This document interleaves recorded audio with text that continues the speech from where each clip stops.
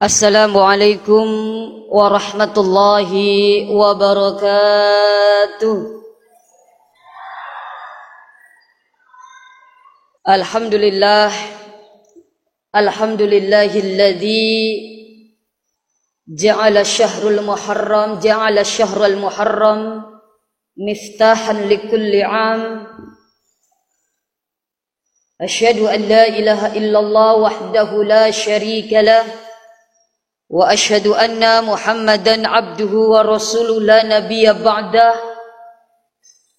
Salatan wa salaman ala nabiyyina wa habibina wa syafi'ina wa qurrata a'yunina wa maulana Muhammad wa ala alihi wa sahbihi wa man tabi'a bi ihsan ila yaumiddin, amma ba'd. Ibu-ibu, bapak-bapak, hadirin hadirat, al-abiduna wal-abidat, insyaallah yang senantiasa dirahmati diberkahi oleh Allah Subhanahu wa taala. Pertama-tama dan yang paling utama, mari senantiasa di setiap detak jantung kita, di setiap nafas-nafas kita, di setiap gerak langkah kaki kita, senantiasa kita mengingat Allah Subhanahu wa ta'ala, agar setiap aktivitas langkah apapun, ketika kita mengingat Allah Subhanahu wa ta'ala, maka aktivitas itu akan senantiasa mendapatkan bimbingan dari Allah Subhanahu wa ta'ala, sesuai dengan apa yang Allah perintahkan kepada kita.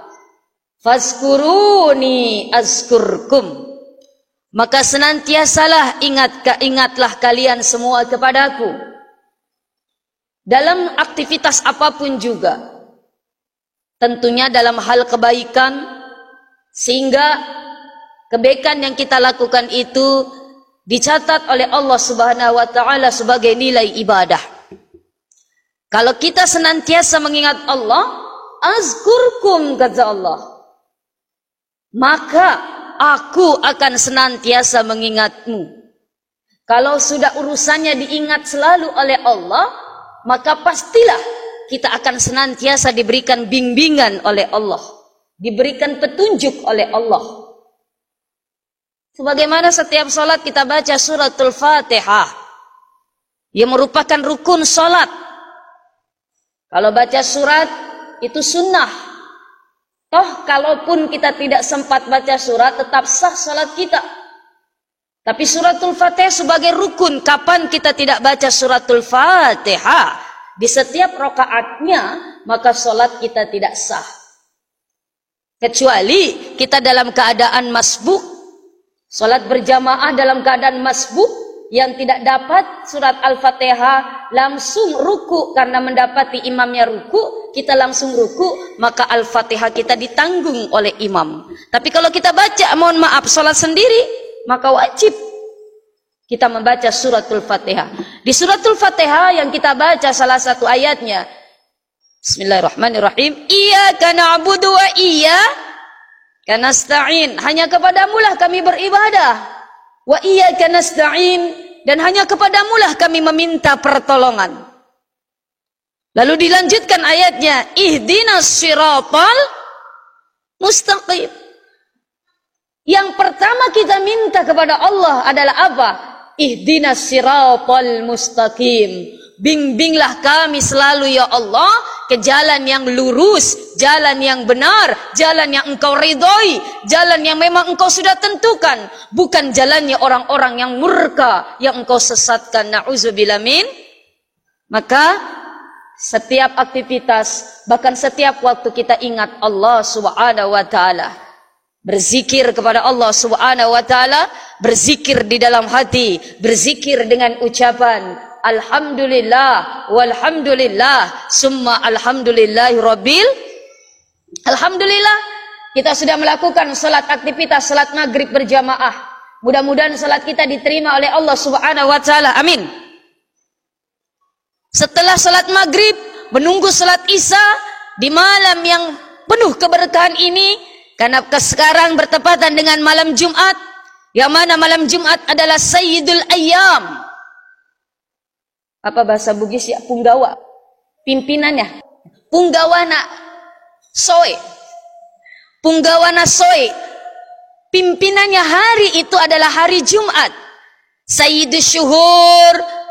Pimpinannya bulan adalah Syahrul Ramadan. Bulan Ramadan. Sedangkan Sayyidul Ayyam, pimpinannya hari adalah Yaumul Jumu'ati, yaitu hari Jumat. Nah, kita berada di malam Jumat. Dan salah satu waktu yang kata Rasulullah amat sangat mustajab dibandingkan dengan waktu-waktu yang lain, apabila kita berdoa adalah apa? Yaitu di hari Jumat atau di malam Jumu'ah. Bahkan ada hadis dikatakan, barang siapa man mata fi yaumil Jumu'ah aw lailatin, barang siapa meninggal di hari Jumat atau di malam Jumatnya, maka dia terbebas dari siksa di alam kuburnya. Kenapa? Karena begitu istimewanya di malam Jumat atau di hari Jumat. Dan alhamdulillah, kita di malam Jumat ini, setelah kita melakukan aktivitas salat maghrib berjamaah, menunggu salat isya, diisi dengan sama-sama kita mengkaji ilmunya Allah, kita mentadaburi ayat-ayat Allah, kita mengintrospeksi diri kita belajar lagi, lebih dalam lagi, kita sama-sama belajar tentang ilmunya Allah yang maha luas. Mudah-mudahan duduknya kita sekarang, mohon maaf Bapak Ibu, kita termasuk orang yang dipilih oleh Allah. Mungkin saudara-saudara kita yang tadi salat berjamaah maghrib, ada kesibukan, ada aktivitas di luar sehingga tidak bisa sempat duduk antara maghrib isya ini. Padahal ketika kita duduk antara maghrib isya ini, mengkaji ilmunya Allah, berada di majlis ta'lim, berada di majlis ilmi, kata Rasulullah, barang siapa umatku yang duduk-duduk berada di masjid zikir, majlis ilmi, majlis ta'lim, maka itu bayangan seperti kita berada di raudhahnya surga atau di taman-taman surganya Allah. Mudah-mudahan kita termasuk insyaallah biiznillah adalah orang-orang yang kelak berada di taman-taman surganya Allah. Amin. Amin ya rabbal alamin. Ibu, Ibu, mau masuk surga? Mau masuk surga? Mau cepat atau lambat? Cepat. Ibu kalau mau masuk surga cepat, mati juga cepat. Masya Allah ya Rahman ya Karim. Dan Rasulullah mengatakan kepada sahabat Abu Zar Al-Ghifari, ya Abu Zar, wahai Abu Zar, Abu Zar, barang siapa umatku yang duduk-duduk mendengarkan ilmunya Allah, maka dia akan mendapatkan pahala khairun, lebih makanja, lebih baik, lebih bagus daripada salat sunnah 100 rakaat. Belum tentu minggu ini kita musumpajang sunnah 100 rakaat, tapi dengan duduknya kita seperti ini, kita mendapatkan pahala yang bahkan lebih baik daripada musumpajang sunnah 100 rakaat. Alhamdulillah. Apalagi di malam, mohon maaf, di bulan Muharram ini, Masjid Rahmah memfasilitasi kita. Untuk apa? Yuk kumpulkan ladang amal sebaik-baiknya, mengumpulkan pundi-pundi pahala. Karena setiap dari tanggal 1 sampai tanggal 10 saya lihat jadwalnya, Masya Allah, mohon maaf, diisi dengan ceramah agama. Ini ladang amal untuk kita, ini jadi ladang pahala untuk kita. Mudah-mudahan kita bisa memanfaatkan sebaik-baiknya. Amin, amin ya rabbal. Dan kita sekarang sudah berada di bulan Hijriyah. Kalau bulan Hijriyah, maghrib itu sudah perubahan tanggal. Jadi ba'dal maghrib sudah perubahan tanggal. Beda dengan Masehi. Kalau Masehi itu jam 12 teng, karena dia mengikuti peredaran Syamsiah, matahari. Maka perubahan tanggal yaitu jam 12 malam. Tapi kalau Hijriyah, perhitungan itu perputaran Komariah, bulan. Lebih cepat, maka ba'dal maghrib itu sudah pergantian tanggal. Bapak Ibu hadirin hadirat sidang jamaah pengajian rahimakumullah.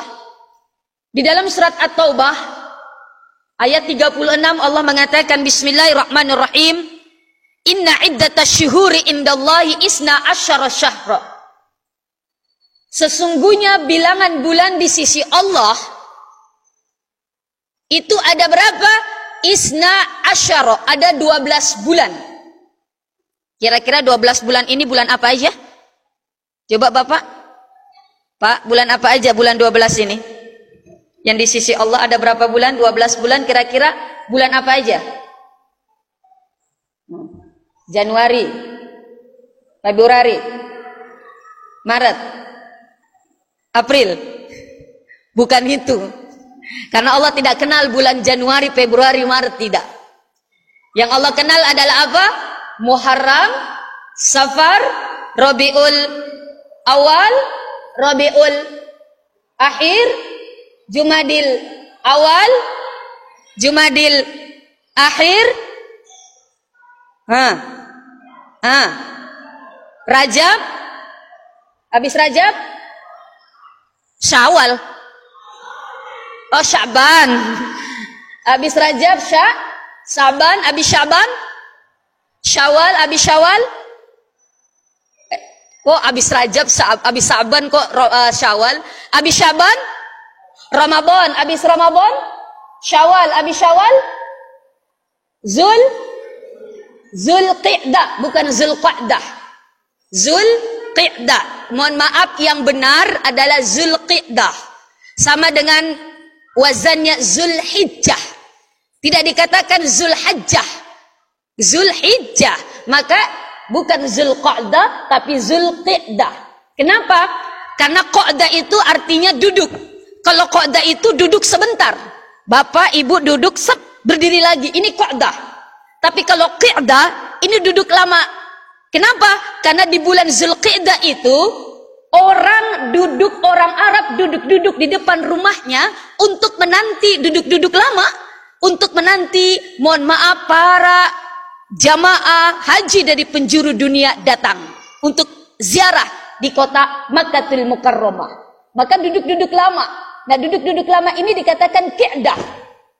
Makanya dikatakan Zulqi'dah, bukan Zulqa'dah. Zulqi'dah, lalu yang terakhir Zulhijjah. Setelah Zulhijjah, Zulkifli. Enggak ada Zulkifli. Jadi Muharram, Safar, Rabiul Awal, Rabiul Akhir, Jumadil Ula, Jumadil Akhir, Rajab, Sya'ban, Ramadan, Syawal, Zulqi'dah, Zulhijjah. Dari 10-12 bulan ini kata Allah, minha arba'atun hurum. Ada 4 bulan yang hurum. Artinya hurum, diharamkan. Ada menafsirkan dihormati. Kenapa? Karena ternyata 4 bulan ini Allah mengharamkan terjadinya peperangan. Allah mengharamkan terjadinya pertumpahan darah. Kenapa? Karena memang 4 bulan ini dipilih oleh Allah salah satunya untuk persiapan melakukan yaitu ibadah haji. Makanya 4 bulan ini tidak dijelaskan di dalam Al-Quran, tetapi dijelaskan di dalam sunnah hadis Rasulullah Sallallahu Alaihi Wasallam. 4 bulan ini kata Rasulullah, salah satu mutawaliyah, 3 bulan berturut-turut. Apa 3 bulan berturut-turut? Zulqi'dah, Zulhijjah, Muharram. Ini 3 bulan berturut-turut yang hurum, diharamkan oleh Allah, dihormati oleh Allah, tidak boleh Rasul berperang pada saat itu. Lalu 1 bulannya di mana? Baina Zumadi wa Sya'ban, yaitu antara bulan Jumadi dan bulan Sya'ban. Apa itu? Rajab. Bukan Ramadan. Rajab. Makanya di bulan Rajab ini ada satu peristiwa yang luar biasa yang menggemparkan dunia, yang tidak bisa dimasuk dengan akal, tetapi harus melihat dengan faktor iman, yaitu apa? Terjadinya Isra Mi'raj Nabi besar Muhammad sallallahu alaihi wasallam. Jadi kita berada di bulan Muharram ini adalah di mana termasuk dari 4 bulan yang haram. Ada hadis dikatakan, ketika kita melakukan aktivitas ibadah di bulan yang haram ini, di bulan 4 bulan ini, mohon maaf, kadar pahalanya, rewardnya, pahalanya, ganjarannya lebih besar dibandingkan kalau kita melakukan di bulan-bulan lain selain Ramadan. Ini kita termasuk bulan Muharram. Maka Bapak Ibu hadirin hadirat, bulan Muharram ini dijadikan awal bulan daripada bulan Hijriyah yang telah dipilih, ditetapkan di zamannya Khalifah Umar bin Khattab. Zaman Rasulullah, mohon maaf, belum ada pertanggalan Islam Hijriyah. Makanya pada saat itu biasanya orang Arab mengatakan atau menandai tahun dengan kejadian yang terjadi pada tahun itu. Contoh, Rasulullah lahir di suatu tahun di mana ada peristiwa Raja Abraha membawa pasukan gajah untuk menghancurkan Ka'bah. Maka dikatakan Rasul lahir itu tanggal 12 Rabiul Awal, tahunnya tahun gajah. Mungkin kalau pada saat itu Raja Abraha naik kuda, mungkin dikatakan tahun kuda. Kalau naik bembe, dikatakan tahun bembe. Kalau naik onta, dikatakan tahun onta. Nah, belum ada. Maka ketika zaman Khalifah, dengan peredaran ekspansi, Islam sudah menyebar luas di seluruh penjuru dunia. Maka untuk memenuhi kebutuhan umat muslim, agar bisa, mohon maaf, berinteraksi dengan luar daripada Jazirah Arab, maka perlu pertanggalan khusus ciri khas orang Islam. Maka dipilihlah pada saat itu, mohon maaf, yaitu di bulan Muharram, dilihat atau diambil dari hijrahnya Rasulullah Sallallahu Alaihi Wasallam. Maka dikatakan Hijriyah. Mungkin kalau diambil pada saat itu hari lahirnya Rasulullah, miladiyah. Atau kalau diambil dari wafatnya Rasulullah, wafatiyah. Tapi kalau diambil dari hijrahnya Rasul dari Mekah ke Madinah, maka dikatakan tahun Hijriyah. Lalu apa yang harus kita lakukan di bulan Muharram ini? Banyak amalan-amalan yang kita bisa lakukan. Tapi pesan Rasulullah Sallallahu Alaihi Wasallam, "Man kana yaumuhu khairan min amsihi fahuwa rabih." Kita sudah berada di awal tahun baru. Barang siapa yang tahun ini, hari ini lebih makanja daripada tahun kemarin, ibadahnya makanja, akhlaknya lebih makanja, hubungan sosial masyarakatnya lebih makanja, maka kata Rasulullah, fawarabih, maka dia menjadi orang yang beruntung. Mohon maaf, kalau kemarin sholatnya masih yang standar saja, sholat wajib saja, ya tambahlah qobliyah ba'diyah. Berjamaahnya juga nanti jamaah, nanti tidak. Tapi di tahun ini, di tahun baru ini 1441, lebih makanja. Bukan hanya sholat wajibnya saja yang standar kita lakukan, tetapi ditambah dengan sholat-sholat sunnah, qobliyah, ba'diyah, tahajud, duha, witir, dan sebagainya kita tambah. Bahkan sholat berjamaahnya setiap waktu kita pergi ke masjid. Fawarabih, maka kita menjadi orang yang beruntung. Kalau kemarin masih, mohon maaf, ketika sumbangan infak sebu, 2 sebu, tahun ini tekad, oh jangan sama dong dengan tahun kemarin. Kalau kemarin 2.000 masuk celengan, tahun ini naiklah minimal 3.000, ada peningkatan. Lebih makanja 5 sebu, lebih makanja 10 sebu. Kenapa? Karena semakin banyak kita sedekah, semakin banyak nanti kita dapati pahala di sisi Allah Subhanahu wa Ta'ala.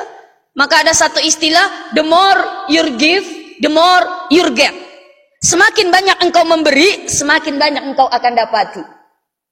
Bapak Ibu, mohon maaf, kira-kira mobil yang kita punya, kendaraan yang kita punya, rizki kita bukan? Pak, istri kita rizki bukan? Rizki toh?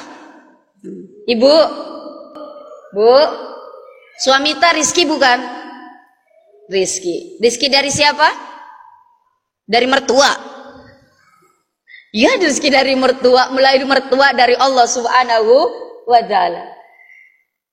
Apa-apa yang diberikan oleh Allah itu adalah rezeki ma'atallah ala ibadillah.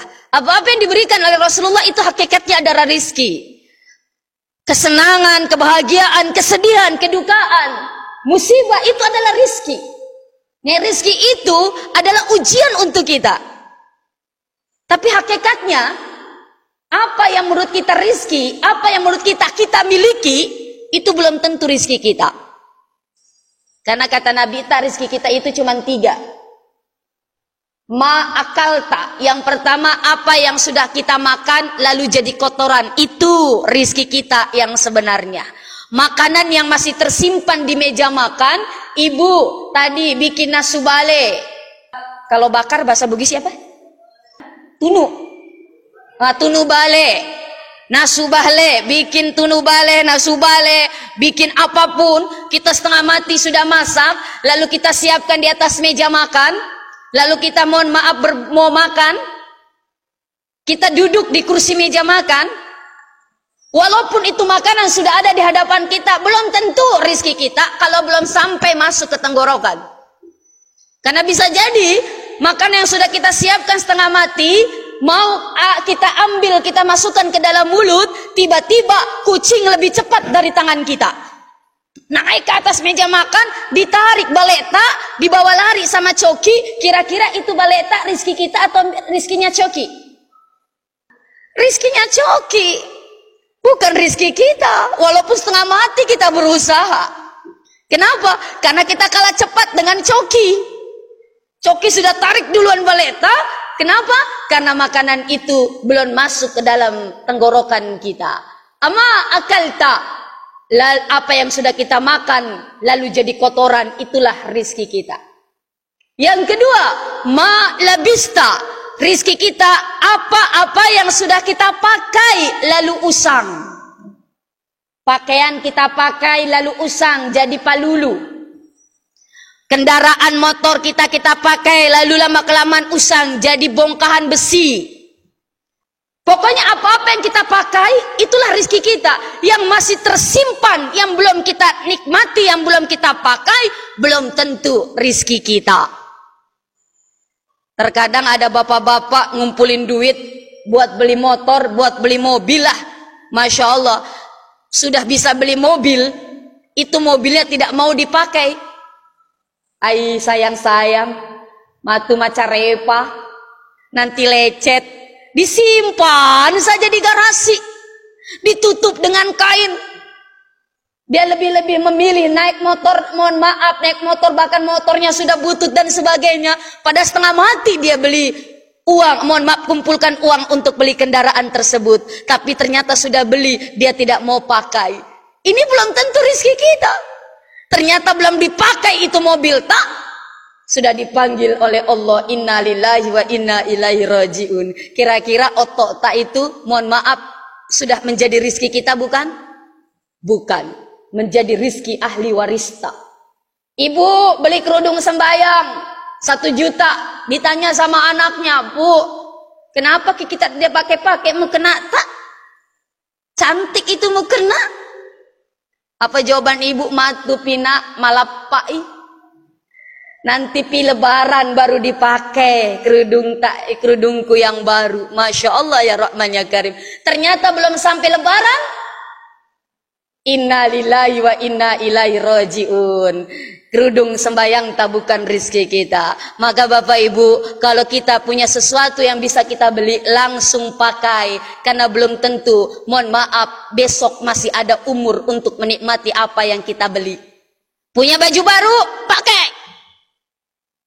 Punya kerudung baru, pakai. Punya kendaraan baru, pakai. Punya istri baru, pakai. Kenapa ditunda-tunda dan sebagainya? Masya Allah ya Rahman ya Karim. Malabista, apa yang sudah kita pakai lalu usang. Dan yang ketiga, rizki kita yang sebenarnya, masodakta, apa yang sudah engkau sedekahkan, a'taita, itulah yang akan memberikan engkau ganjaran pahala di sisi Allah Subhanahu wa Ta'ala. Maka dari itu, yuk kita buat planning harus lebih baik daripada tahun kemarin. Apa yang sudah kita lakukan. Yang kedua kata Rasulullah, man kana yaumuhu mislu amsihi, barang siapa yang tahun ini sama saja pada moi, tidak ada perubahan dengan tahun kemarin, tidak ada perubahan, masuk celengan tetap 2 sebu, salatnya tetap, puasanya tetap, tidak ada peningkatan, maka kata Rasulullah, fahuwa maghbun, maka dia menjadi orang yang rugi. Kenapa? Karena waktu terus berjalan tetapi tidak dioptimalkan waktu yang terus berjalan tersebut untuk bisa menjadi manusia yang lebih baik lagi. Maka kata Rasulullah, kita menjadi orang yang rugi. Tapi yang lebih parah Bapak Ibu, man kana yaumuhu syarron min amsihi, barang siapa yang hari ini, tahun ini 1441 lebih jelek daripada 1440 Hijriah.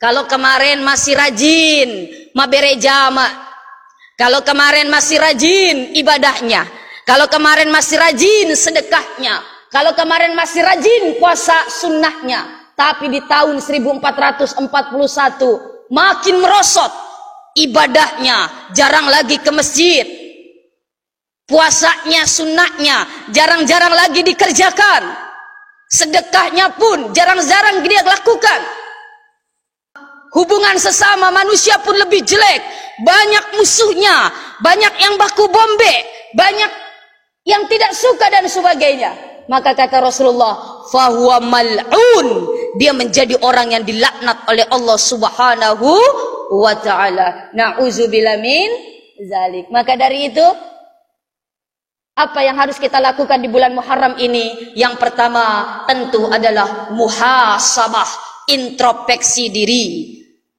Kita lihat diri kita, apa yang sudah kita lakukan di tahun kemarin harus menjadi cambuk, tahun ini harus lebih baik. Makanya di awal tahun 1 Hijriah ini ada amalan-amalan yang bisa kita lakukan sebagai pemicu untuk kita kerjakan di bulan-bulan selanjutnya setelah Muharram. Apa saja? Yang pertama, tentu di bulan Muharram ini disunnahkan kita puasa. Kapan? Ada 3 tingkatan.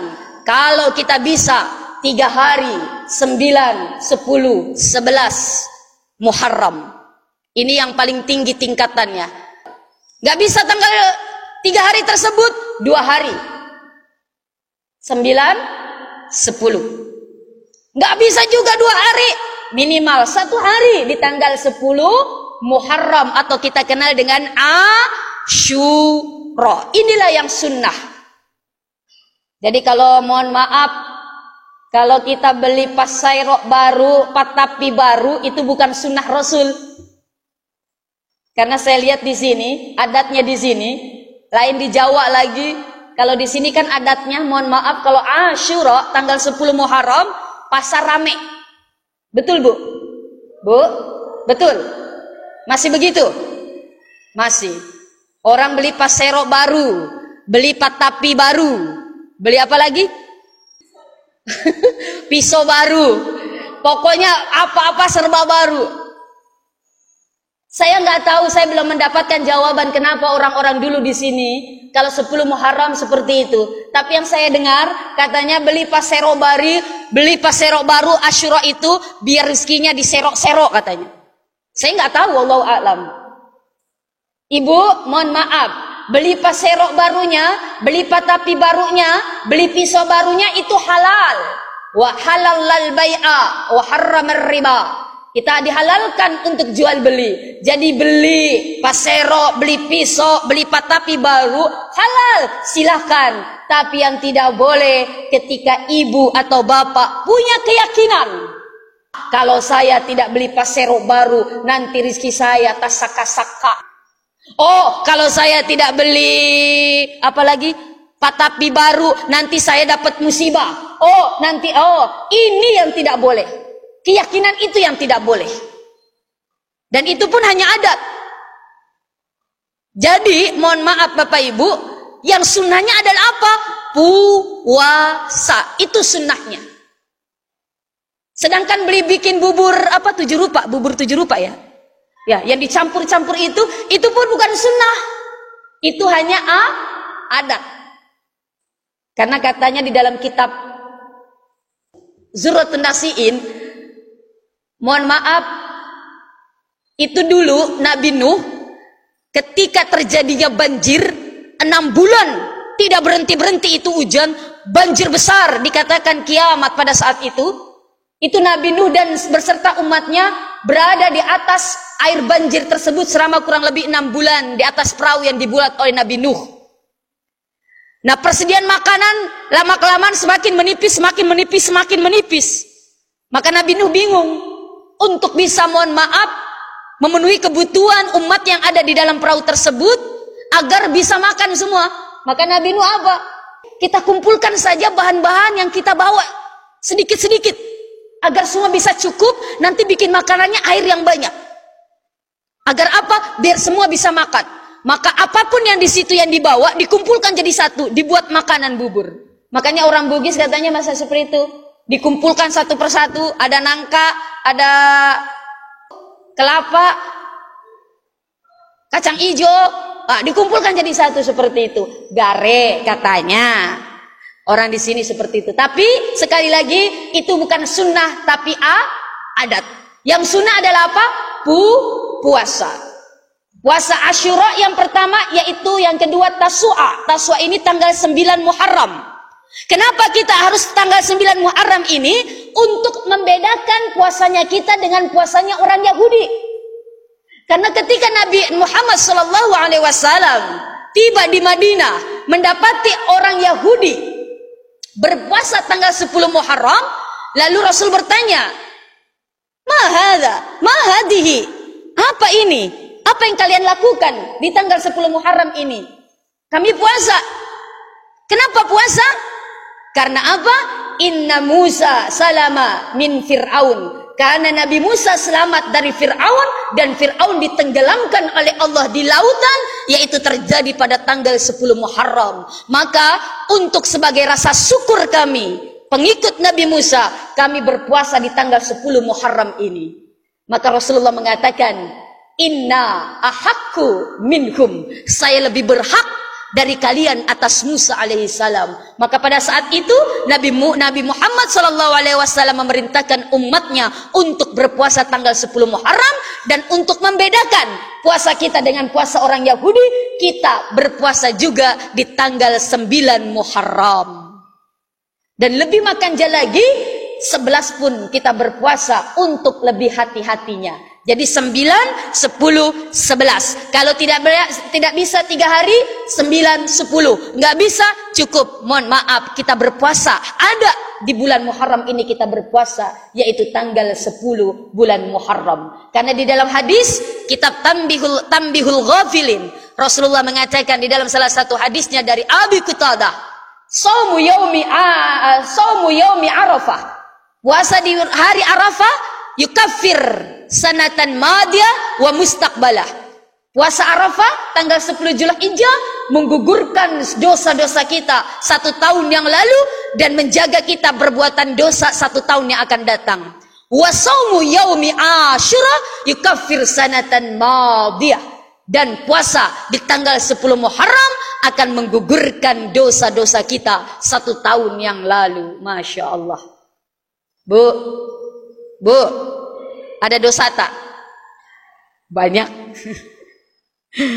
Ada dosa suami sama suaminya, Bu? Ada. Bapak ada dosanya sama istri, Pak?